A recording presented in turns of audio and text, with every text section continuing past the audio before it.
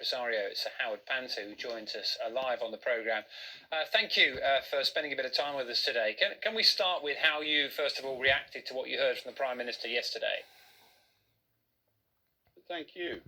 We were absolutely devastated, of course, because following the guidance that we've been getting throughout this roadmap, and I forget how many times we've recorded Boris Johnson saying he sees nothing in the data map that would change the roadmap from an unlocking on the 21st.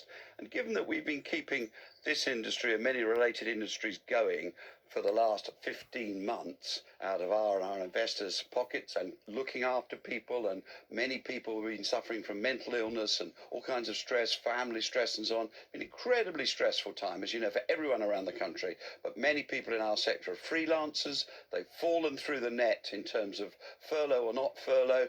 We march the armies up the hill, so to speak, in ready to go, by being ready to go on the 21st of June.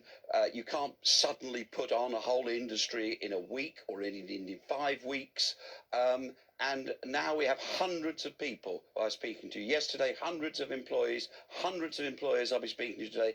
Thousands of other jobs are related, whether it be tourism, hospitality, hotel, taxis, whatever. They're all related to theatre. Most city centres need theatres to drive the nighttime economy, and they're simply not. We do not know, and it's yet again a situation of, is the 19th a fixed date or is it not?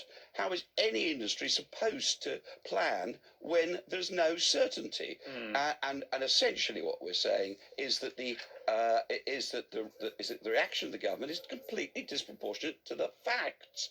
The facts are, and I've been affected by COVID in my own life, I don't want to go into it in this discussion, but I do understand, of course, there were 3 deaths yesterday, 3 too many, no doubt, dreadful.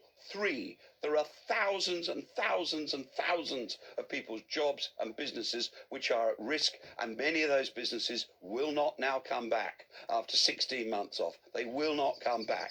So you have certainty on the one hand of really significant damage to the social fabric of the country, to the mental health of the country, and to the economy of the country. And you have well, maybe there will be a spike, or maybe there won't be a spike.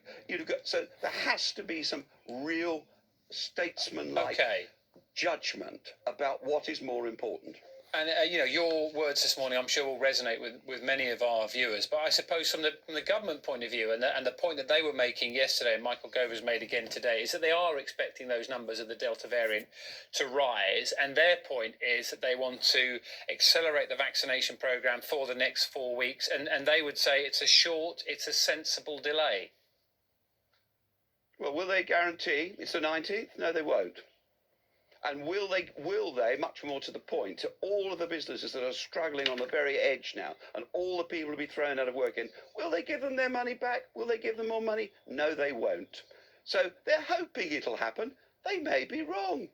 And I tell you, if they don't if we don't unlock, then definitely businesses will go under. You cannot stay out of business for 16 months. It is not practical. Unlike the government, we are unable to print money. It's a real serious problem. And there's a lot of nanny knows best. And maybe we're hoping it will be better. And maybe we can vaccinate enough people. We're hoping we can, but we don't know. So I'm sorry if I'm sounding a little facetious, but you can tell that this is a real problem. I have to today address hundreds and hundreds of employees, and they are uncertain about where their jobs are going to be, where their livelihoods are going to be.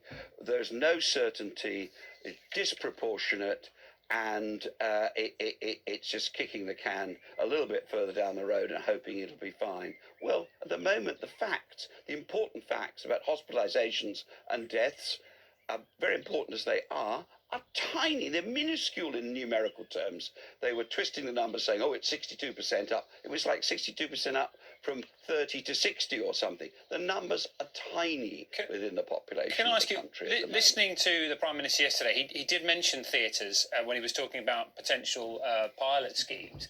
Did that give you any hope about potentially some performances being included in that? We certainly haven't heard of any of them. They haven't been in contact with any of the people who actually work in the industry. As far as I'm concerned, they may have been in touch with Andrew Lloyd Webber. There's some rumour of that, but I've not been told. Our trade association has not been told.